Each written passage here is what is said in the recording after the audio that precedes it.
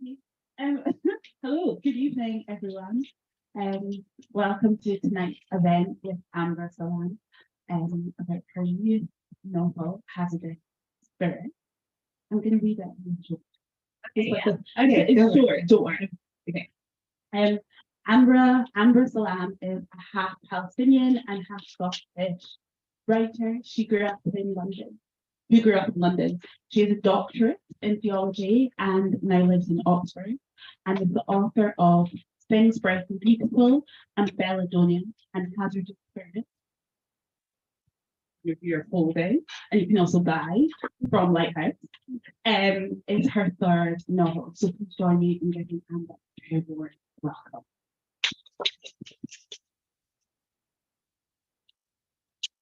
I told you nice, right? I'm gonna get this here. Okay, hi, how are you? Hello, thank you for coming because it's probably gothic weather outside, so maybe that's more appropriate for today's chat. No, definitely. I feel like it's a very good autumn, like Edinburgh wintry novel. True. This is like the perfect season to bring it. Um, Tell us a little bit about Hazardous Spirit. Okay, so I decided not to do a reading because I always find it really embarrassing. This book is set in 1923, almost 100 years between the setting of the novel and the publication date. Here in Edinburgh, and it's about a woman whose husband wakes up one day and announces out of the blue that he can communicate with the spirits of the dead. So the novel follows the woman Evelyn as she tries to kind of decipher whether her husband is very unwell, whether he's fraud, or whether he's telling the truth. I loved it. I never said that to you. I really enjoyed reading it. And it was so nice to discover kind of like 1920 Edinburgh. And what made you want to write that? You Okay, 1920s. So I started writing this book a bit during lockdown, one of the many lockdowns. And I found myself kind of interested, not thinking really about the moment in time that obviously we were all living in a few years ago, and about how, pandemics and fiction is actually not something that I've read an awful lot about, even though obviously in 1918, as well as many other times, the flu or other pandemic illnesses have swept across Europe and beyond. And yet there's not an awful lot of that fiction fiction, maybe because now we can throw it into it. And I was thinking about the way that I was trying to imagine what life would be like, not kind of at the moment of crisis during the pandemic, but sort of 5 years afterwards.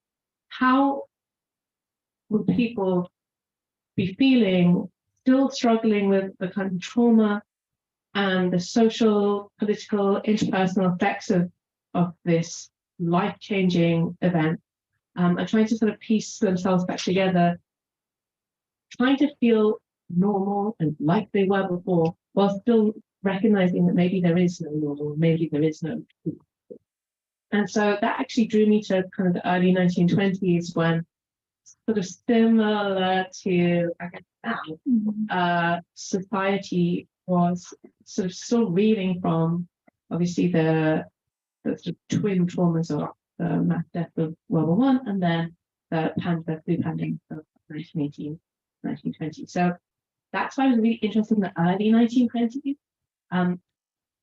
just capturing that kind of that moment back in that there's still that tension between things kind of gliding towards normal and being pulled back into all sort of horrors that everyone's gone through. Yeah, it's kind of very much like the time we're in. Right. I think so, yeah. I think there is a correlation. Yeah. And why Edinburgh? Well, no, it's funny because when I tell people I'm kind of quite interested in writing a ghost story and I say it's in Edinburgh, they say, oh, of course, yeah, of course. Home of all things ghostly. Now, I don't actually know how true that is. I'm really sorry. I've done like quite a lot of research on this now, and I'm not actually sure that anyone haunted than anywhere else. I'm sorry. I hope I don't offend anyone. My blood inside is shriveling as I say that. But certainly it's the like Edinburgh and Scotland, like there is that reputation of hauntedness, of sort of hearing the echoes of history in the street. And also, honestly, like, I haven't really read that much fiction based in Edinburgh or Scotland in the 1920s, and I really wanted to capture that moment. So much of the fiction that we do read from that time is we focused on London, especially. No, yeah, and it was really nice that, and also for me as somebody who's like raised in the city, I'm just trying to like piece it together in my mind and kind of be walking around the streets and just that so nice, like beautiful vision. Really enjoyed. And what was that like research process that you spoke about? Like, when did that happen? What did you do? How did that happen? Happened all the way through, and generally what I do is a few months of research and then I start writing. But the trick with historical fiction is that it hates you, and it wants you to fail. So it's even as you are writing, you have to stop every 3 or 4 sentences and go, wait a second, with the buttons have been on the left-hand side, she had unbuttoned her dress with her left hand while holding gin tonic in the right. So the process never stopped, right up until like the very last sort of pass from proofreading, copy editing. My mother-in-law phoned me in a sort of desperate panic. Must have been about 9 p.m. at night. A small child, I'm asleep, I'm the other night. And when I answered the phone, I was convinced, I could do it. And maybe it's just a Scottish shimmy phone like, who's dead?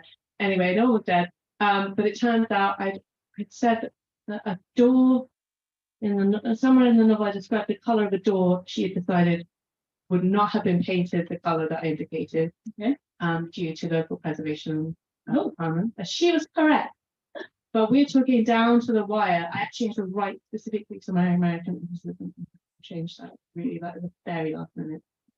So thank you to my mother-in-law to save me from angry lessons. Somebody reading it. Yeah. I would have told you. To come back to the book a little bit more in the story, we have Evelyn and her husband Robert, and what I thought was quite interesting was that it's Robert that wakes up that morning and says he has this connection with the spirit world, and so often I think I'm used to like reading or seeing it's women, it's women who are witches or who have this connection to talk to spirits or kind of this other world presence in their lives. And I wondered why you chose Robert. Yeah, that's a good question. People have asked me that quite a bit. So a couple of reasons, I suppose. First is that actually female mediumship was a bit more common at the time. But like in any profession, it was women who didn't became the most, stay in it. Just like, how you, most women are the ones who take a turn up and you get paid for it, suddenly the men are the pros. Anyway, you guys all know it. So I was kind of interested in looking a little bit at sort of how uncomfortable it would be to be the partner of a man drawn into these primarily female spaces and suddenly excelling. Something that in the book you'll find out that Robert is successful. So I have a really do that. And the other reason I spoke is that for me, I was interested in exploring the female perspective on having a male partner who suddenly has feels gripped by this kind of intuition, which commonly we ascribe more to women.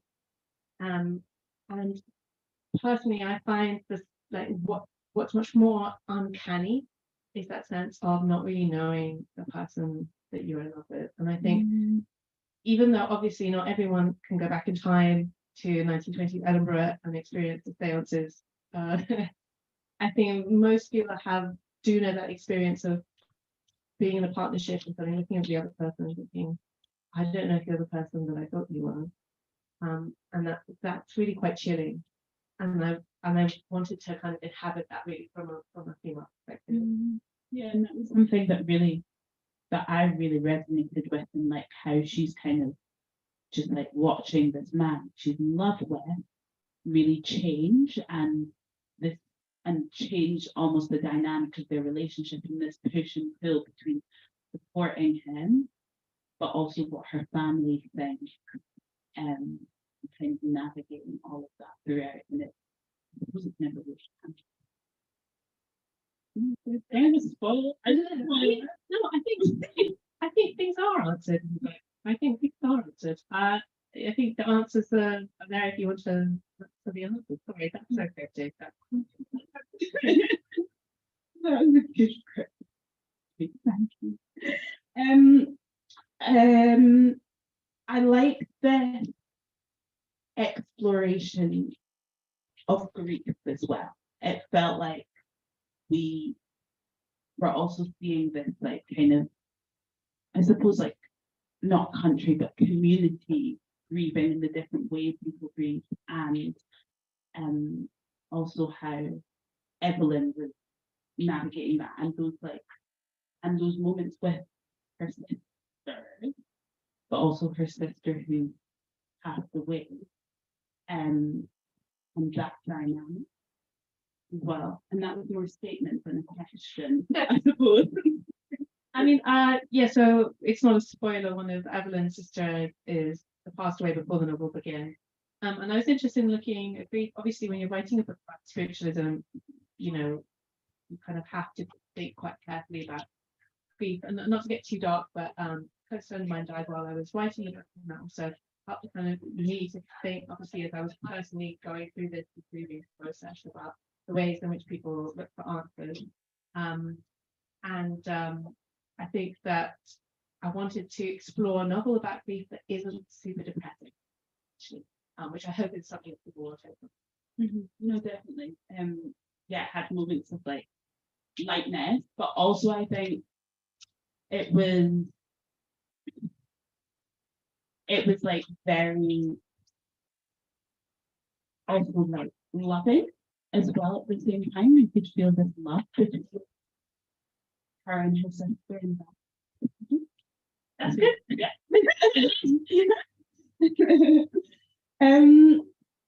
What?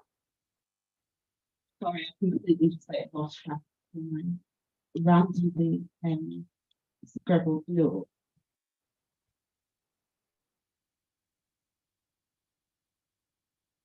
I'm looking at fill the face. I have no other talent, so you're sorry.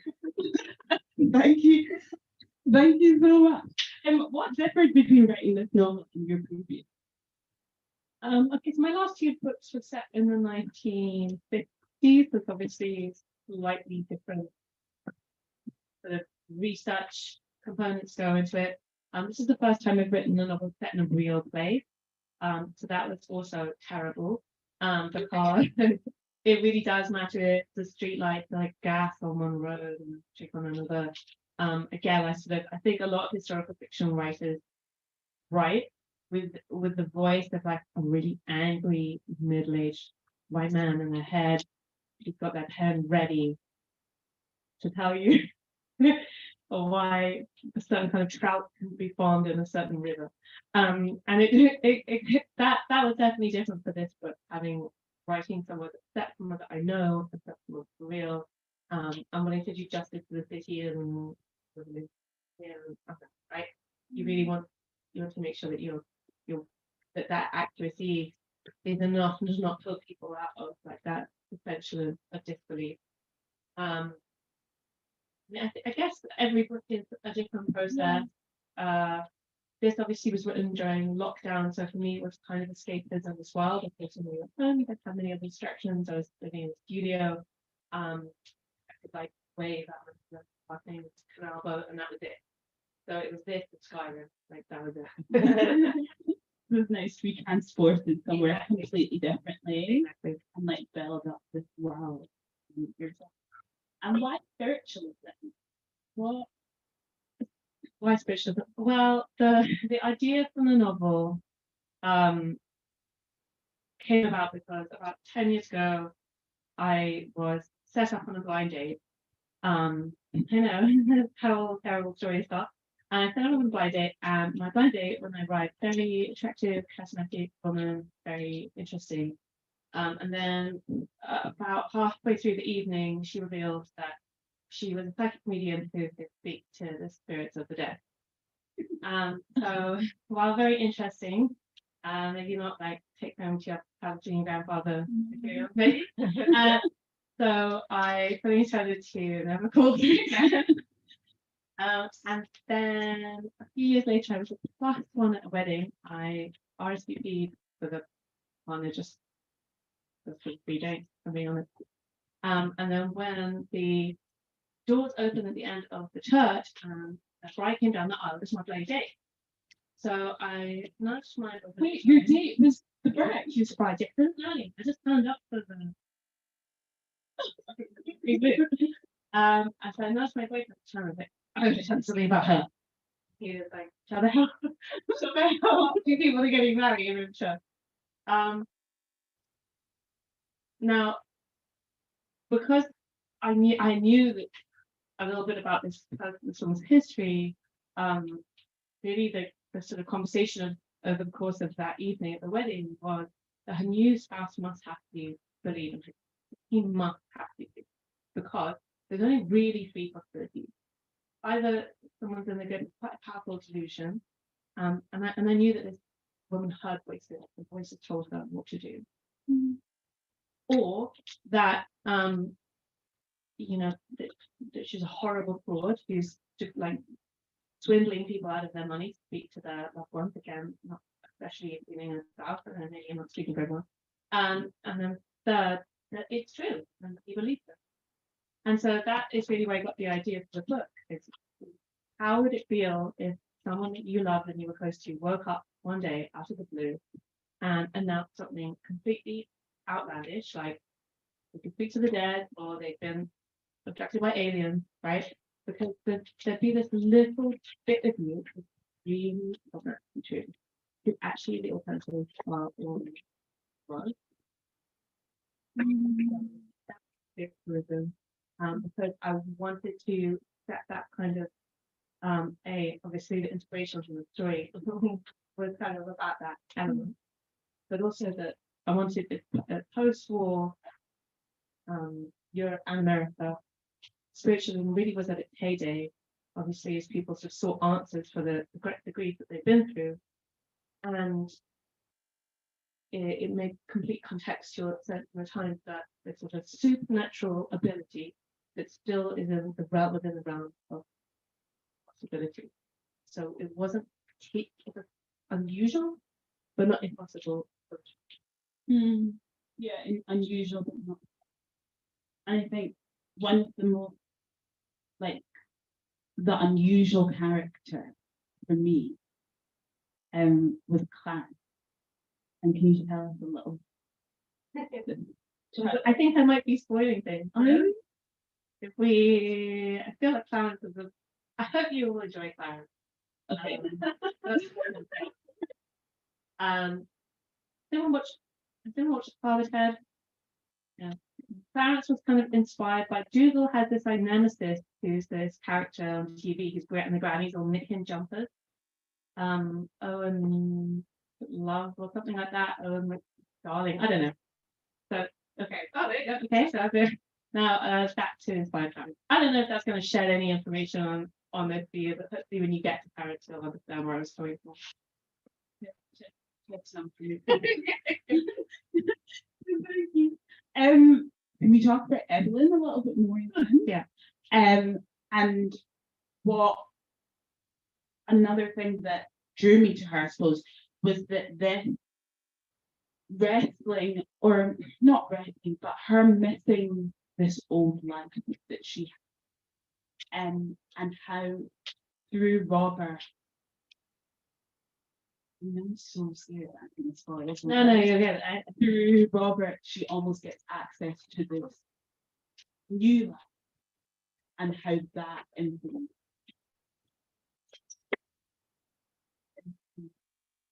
So, because spiritualism, I think, was not a movement that was just. It was popular among a lot of different social classes and groups. Actually, really not that popular in Edinburgh. It was more popular in Glasgow. I think a few reasons for that. But Edinburgh people sort of saw themselves, at least in the early days of spiritualism, as being like the seat of reason and rationality. And Glasgow at the time had a bit more diversity, had more, it was the high population in the urban centre. There was a little bit more kind of fluidity with how people navigated their social identity in Edinburgh. So it's kind of embarrassing to be a spiritualist at the time. Unless you're rich, and then you can do whatever you want. Yeah. So in the book, I was kind of also interested in that idea that rich people get to be eccentric, and people who are not rich are weird.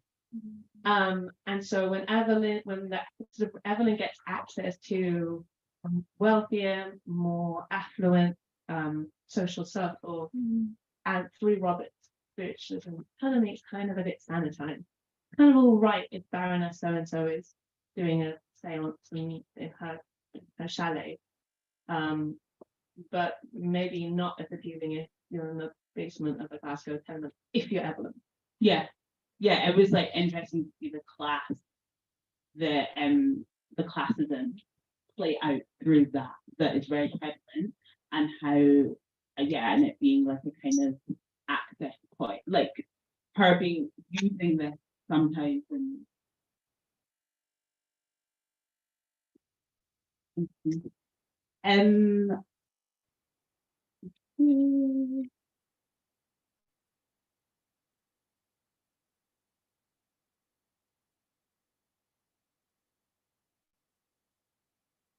sorry, I feel like I've just had like a total mind blank tonight. This is so unlike me. I'm so just got really. I can do some really bad singing, and then you'll just think of so much. Yeah, please don't. Or I'll do some mental arithmetic at you, like you said before. Okay. Let me just. Who is your favorite? Or who did you enjoy writing? I enjoy Viking Parents. No, Parents is probably my favorite. But I think it's quite hard when you're writing characters that you want to make believable, because I don't know, a lot of people, a certain kind of reader who really wants their protagonists to be likable, and I really want to resist that in the kind of work that I'm interested in writing, because that's just so boring. And B, nobody's likable all the time. And if you're really living with someone who you're getting close to their point of view, you're getting close to their decisions and their consciousness, you should also be privy to their moments of shallowness and selfishness and stupidity and, their hysteria and their stomach making weird noises between moments, right? Like this, that should be okay. Like you should be allowed the intimacy of not liking the protagonist that you're on a journey with. So that meant that also I did not really like Evelyn or Robert. But that's okay. They're still very interesting. Yeah. I didn't like Robert very much, but I liked Evelyn. I liked her. Interesting. How much she did say it. Oh, really? Why? Because she's flawed. Yeah. She's flawed, and she's kind of classist. A little bit shallow, but there are a lot of people. I don't know. Evelyn and Robert don't have a child yet, and I suppose we know them in the 1920s. That would be very accepting of like a couple, and there's a married couple, and there's a lot of digs, I suppose, from her mother and her sister about when she goes. Why didn't you give it? I again was interested in just capturing that. It's not something you want to read in fiction of women of a sort of an age that puts assaults on your personal decisions and the state of your relationship with your partner and or your uterus. It's extremely intrusive and irritating. And I wanted to capture that a little bit and explore that in relation to Evelyn's character, because again, I feel like the fiction of that moment, it's not something that we often see. And I kind of wanted to again think about Evelyn was in opposition to all of the expectations placed on her in terms of her social life.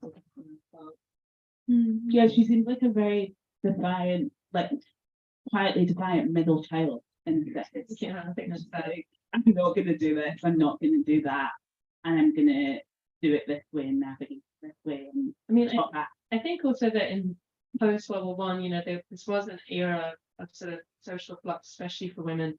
After the World War One, there was a huge spike in the early 1920s of divorces because so many people got hitched during the war. It was like they were called khaki fever wedding. Basically, you just marry someone who's home on leave, so you go to cut, or you marry a boyfriend because they're going off to war. Like, why not? And then when they survived the war and they came home, and you're like, oh, people got divorced. There was a huge, the spike in divorce rate really quite surprising. And at the same time, especially among certain social classes, or white social classes in Scotland at the time, before women were, fighting for the right to vote, blah blah blah. So there was an awful lot of kind of that, as they talked about before, that friction between the forces of what the sort of post-Edwardian world that these characters grew up in. And I think childbearing is one of those decisions that also fits right at that moment of tension. I'm thinking about, because I'm thinking about what you said, and then thinking about this moment where talking about a boy that's gone missing, and everyone's relationship to him or her feelings. And now I'm thinking,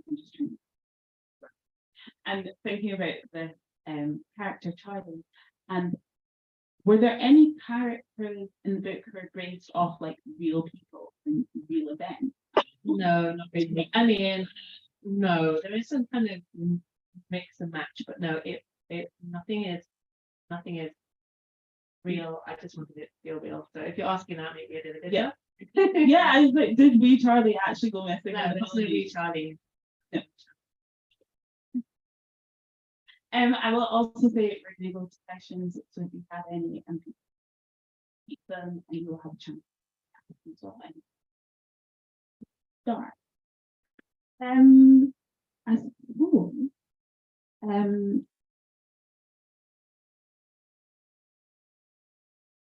Why did you like this?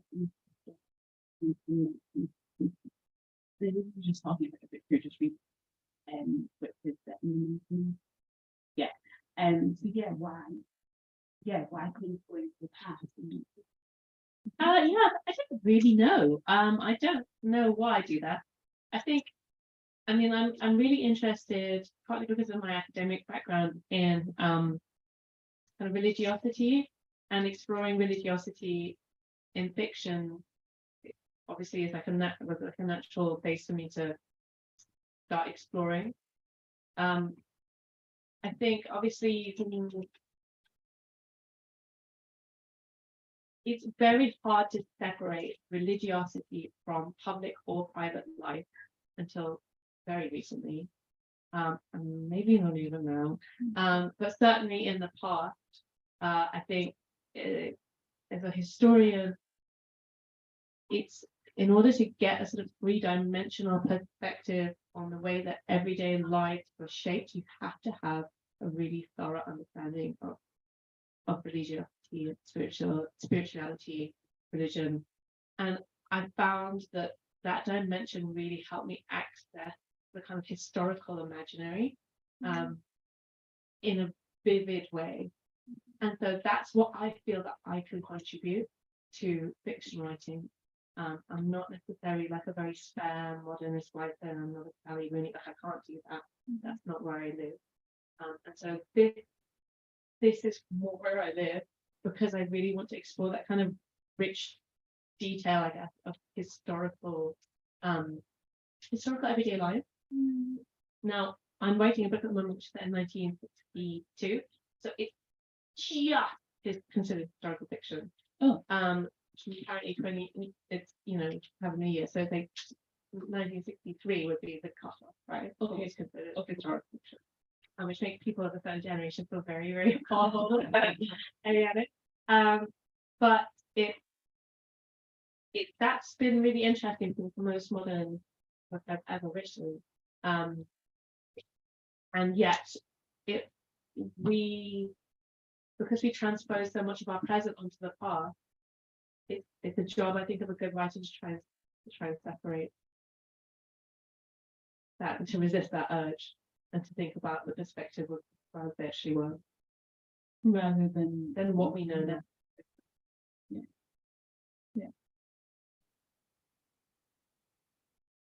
Can you tell us a little bit more about what you're I'm working on a book at the moment, which is set during the Pure Missile crisis on our Scottish, which will be out next year.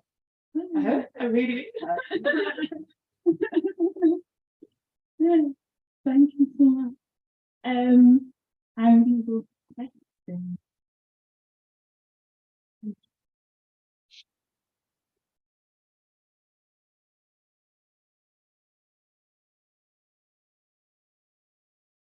Yeah, I generally start with secondary sources and then I sort of work my way back, I guess. Especially for an era like this, which I actually don't know that much about. So it's really helpful for me. Generally, what I do is get a kind of overview, a little taster, and then sort of follow the footnotes back into primary sources, and then dig a little deeper where I'm most interested in. Yeah, there were a few. I mean, I'd have to think about the title, but there were a few really interesting books about post-war Britain. It's kind of like I just said, often historians and people, are just sort of transpose onto the part that you know now. There are quite a lot of books really about that era of interwar books, so they're about interwar period. Now, if you're living in 1923, you don't consider yourself interwar. You don't know another war is coming. So you're not living in 1923 like, oh, we're in the middle of the war. You're like, cool, the war is over. And we're just gonna. That was the big one. That was the worst of it. Okay, it's a bit of socialism and there's some earthquakes and so on. I mean, there's all the bad stuff that's happening if you're living in 1923. But you're not necessarily like taste testing the air and getting frightened about Hitler yet in 23. And so I think it's that was also a struggle with the research, was kind of trying to really look at that post-war era in its own credit, rather than mapping it onto a second set of different social progression. I'm gonna ask a question. Thank you. How long? Because it sounds like you did a lot of reading, right, as you were writing. So how long was your reading and writing process? Yeah, it's constant. Yeah. No, but I mean, as in, like, was it a year, 2 years, or like? I guess. Yeah, a couple of. I mean, I don't know. It was like a few months of really solid reading, and then I read as I went.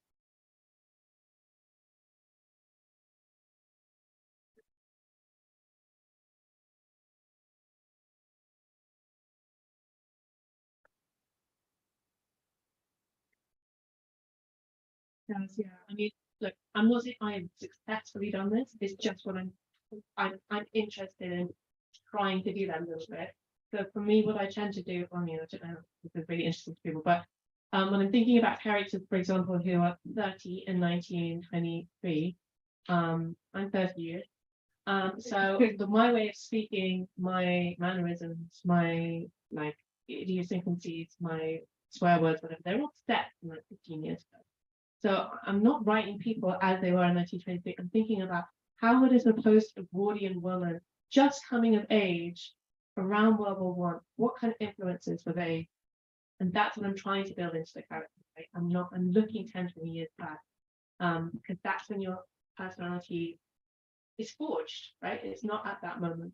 And again, with even things like music and books, I think the temptation is for people who write this to think, okay, it's set in 1950, what's a song? I'm on the end of 30. I don't listen to a lot of songs that came out a few months ago.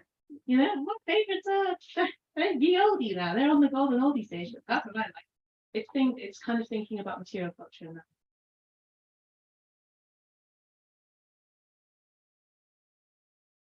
See? Yeah. So I know you did a lot of reading and research for this novel. Did you do any like field work in terms of attending seances, or we do? I did. Yeah, I did. Yeah, I you went tell to us about that? seances. I did quite a few online seances as well.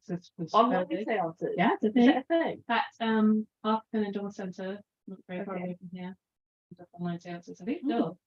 I did quite a lot of them. And in-person seances, spiritualist churches. I saw a psychic medium for one-on-one consultation. I did, yeah. Did you find the thing outrageous happen or Yeah, scary? outrageous. That was scary. Unexpected? I did. I mean, I found it less outrageous than I thought it would be. I think I found it much more moving, much more accessible, much less predatory than I had anticipated. And those are all my biases, obviously, that I'm coming to that with. But I was really surprised by how little sort of, I guess, predatory nature of kind of a lot of online mediums Yeah. and things like that. Especially obviously through spiritual churches, which at the end of the day are churches. They are religious practices. Many of them try to the Christian church, practice it as Christian. This is a religious, deeply spiritual practice. It's not like someone's putting a weird turban on and lighting some incense and making up some spooky stuff about your grandma. Which also does happen. So yeah, I found it more moving than I'd anticipated, and a lot more hopeful and less sad. And I think I surprised myself because having lost a friend while I was writing the book, I think I even as a kind of as a skeptical non-participant, you can't help but like after a while start to have you become aware. At least I became aware that I was nursing like a very tiny hope. Oh, maybe not. Hope's too strong a word.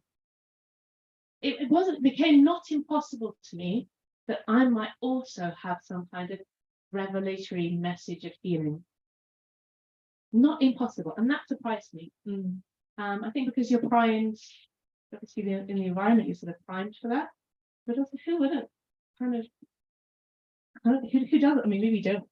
But I think what was interesting to me is that sense of possibility, because every time I did one of these sessions, specifically when I did the one-on-one session with a medium, I was like, this could change my life. What if I go into this as a kind of like, this is the research I'm interested in, like core reading, and then something happens and I become utterly convinced, and my whole worldview, everything I think and believe about is totally transformed. That potentiality. That's one of the things that I walk around with every day. Even that in itself is kind of incredible. Yeah. Now that didn't happen. That didn't not happen. Yeah. Okay, so we have a few from online as well. So I'll just do one and then we'll see how we're going. But from Susan, we have, what are your favorite spooky stories or writers? Well, it has to be, and Sarah Waters, it has to be, obviously. Sarah Waters is just such a genius, I think, at sort of supernatural-ish fiction, where you're really never sure where she's taking you. And she's such a genius at that kind of deep materiality. I always believe every word that Sarah Waters gives me. So Sarah Waters, and then obviously Kirsty Logan as well. A more up to date scene of the spooky story. Any more questions from the audience here?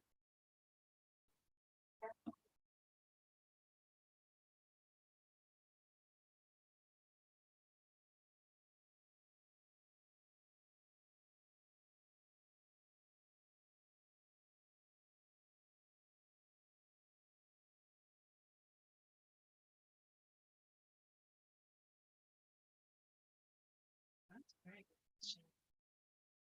I think this is a really annoying answer. I think that that there's such a thing as multiple truths, right? There's such a thing as parallel truth. So what can be absolutely true for one person does not necessarily need to be true for other people.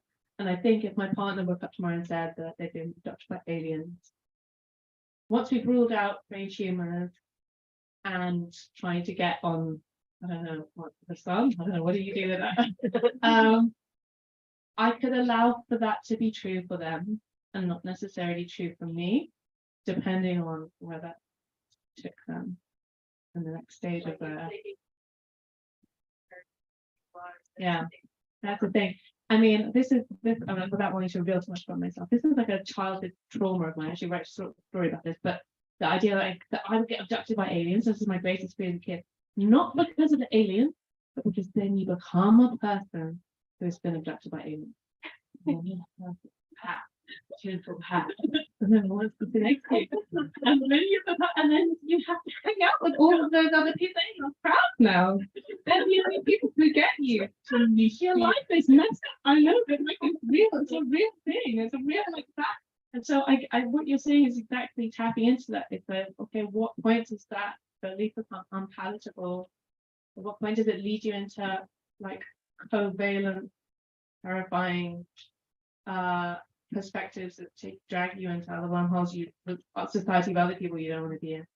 That's up to the individual, I think. I don't know, what do I know? Yeah. Thank you. You had a question. What are your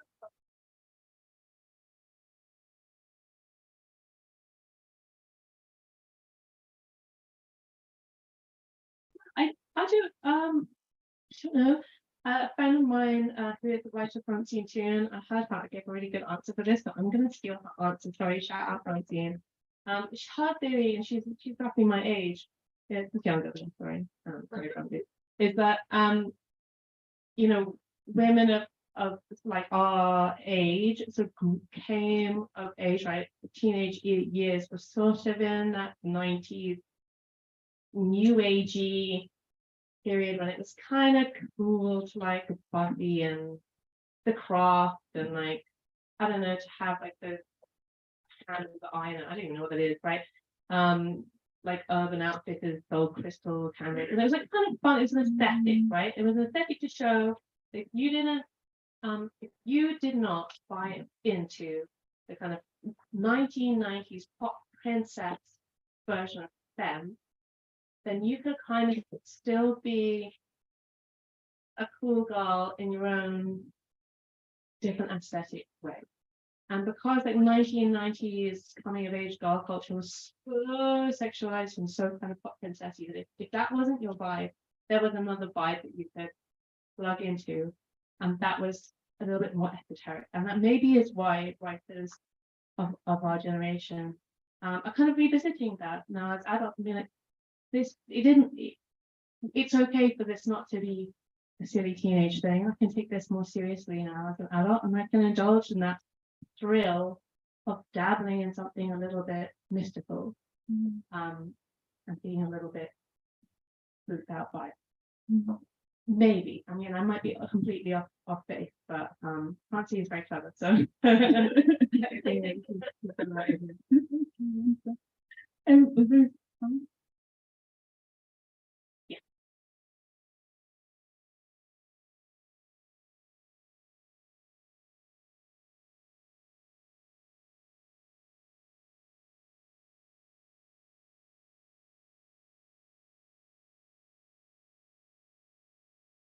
Oh, I wish I had the time to do that. I think that would be, but it's really, you just have to keep going. I actually submitted my book, my next book, submitted it yesterday. And then today, right? And then I had to fight with myself not to take my laptop on the train today, because I was like, I need to get going on. Oh my God, I didn't know. Do yourself a part of the day. But I think because if you're going to do it, you have to do it. So you have to be part of everyday life, unfortunately. So if you have a job, but you have to have jobs sometimes. And so yeah, the pace. is so intense that actually you don't get as much downtime. Now, having said that, I think actually the hangover is with narrative voice. And I've seen this with other writer friends that they'll get a couple of months into a new manuscript and be like, this is not the voice of my character. This is my old character's voice. I'm thinking like this. So I'm channeling all of their actions through someone I already know. That's my old protagonist. So I think the hangover happens more with the narrative voice than with the time period. Is there, of the books you've written, is there a time period, like if you could go back and live in one of those times, which one? None of them? Okay.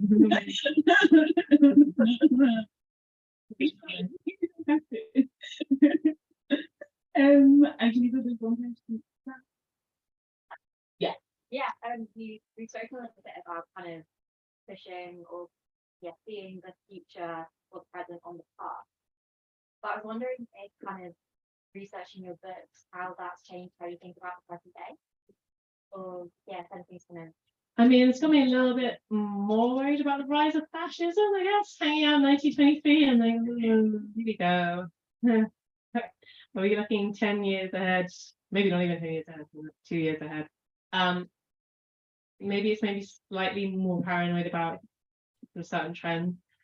And I think other than that, it's illuminated by, like I said right at the beginning, which is that when you see, and I'm sure you've all seen those photos of people in 1918 with their masks on during the flu pandemic, and you think to yourself, I don't know about you guys, but I thought to myself, why have I never seen this before?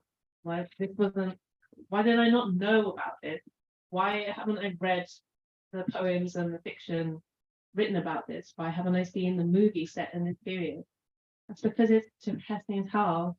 And once you've gone through it, people are like, no, let's read like crime thrillers, or I don't know, let's all like now I get the Roaring Twenties.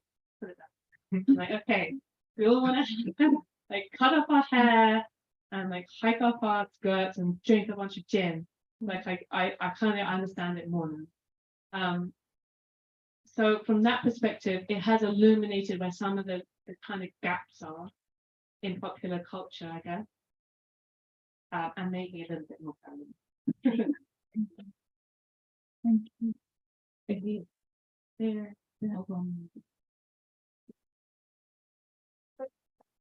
I'm wondering how important representation in the novel identity Edinburgh that sorry.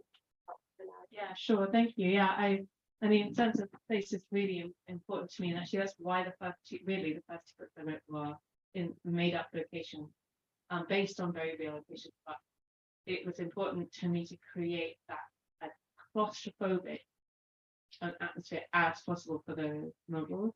And for being in Edinburgh, I mean, actually a lot of the book is set around Stockbridge because I was kind of interested in that the tension between sort of middle class respectability and I guess like new thoughts, new feelings. And so that's why I guess that area of towns were mostly based. But I mean, for me as a reader, sense of place is so hugely important to get in that kind of atmosphere to create that readability. Online. Yeah, so we have one from Joan who says, your books all seem to have a twist of the subversive.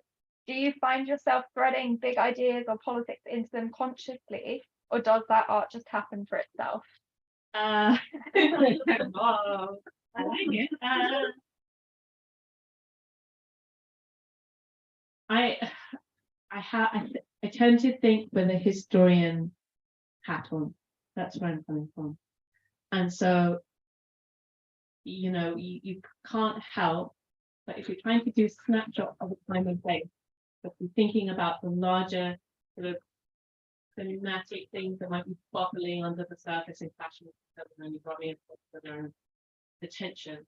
And so I am trying to build that into the story right from the beginning. That is a deliberate act of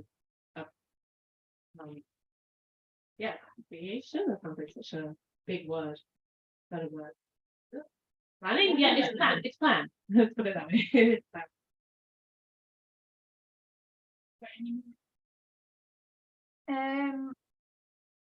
Not ones that haven't been answered. Was there No. not another one Yeah, before? there's Yeah. one down here. Yeah. Yeah.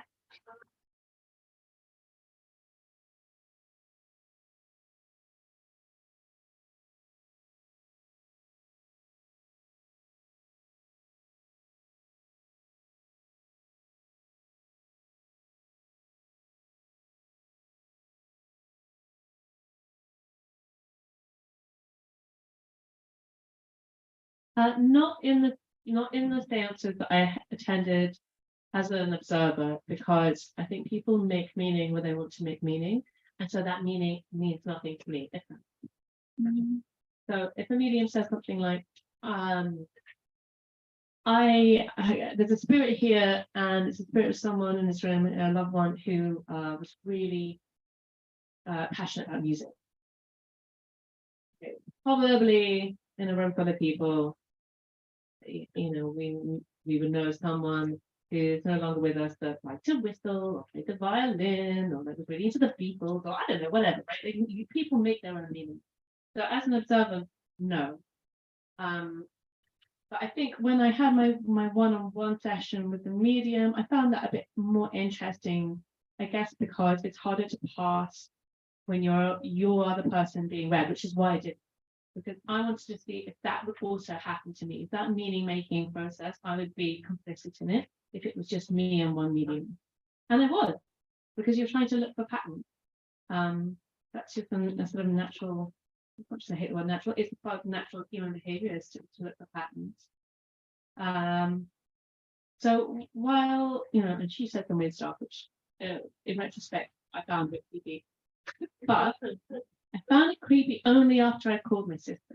And I said, medium said this thing, blah, blah, blah. And my sister said, yeah, I got ready. What? And she was right. But here's the thing. The meaning-making process is me calling my sister. That's where it becomes a thing. So it's because it's when it's like confirmed within your community that then you started getting weirded out. And she's like, yeah, Granny, come on. Obviously that's Granny, he loved to sing.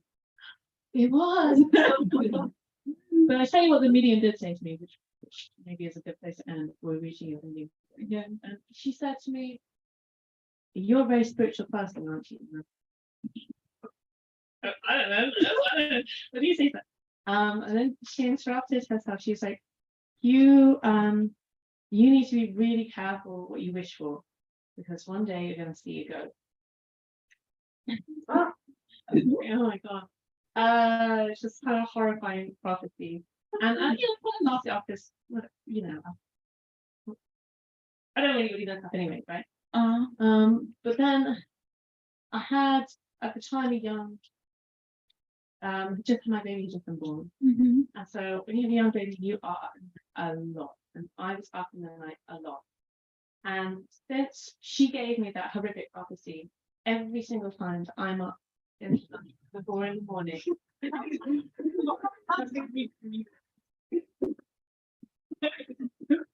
And the baby's up and I'm alone in the dark and the house is dark and the corridor's creepy. I look into the foyer and I think, what if it's now? That's terrifying. You're gonna see one then. I just feel like She's made me see one. You see what I'm saying? Yeah. Yeah. So I'll have that forever now. Every time I go to ski in the Is it today? What will the book say? That's a good point to end on, I think. Thank you so much. I'm gonna say the thing, there's gonna be a signing next door. Right, sign, or you can buy coffee and then get it. There's gonna be some drinks and like spooky snacks. Okay. And then there's another event at 8:30, which is Alia Chowdhury's Every Version Ends in Death. So another spooky novel. I think is what it is. Yes. Yes. So yeah, please join me in giving very warm thank you.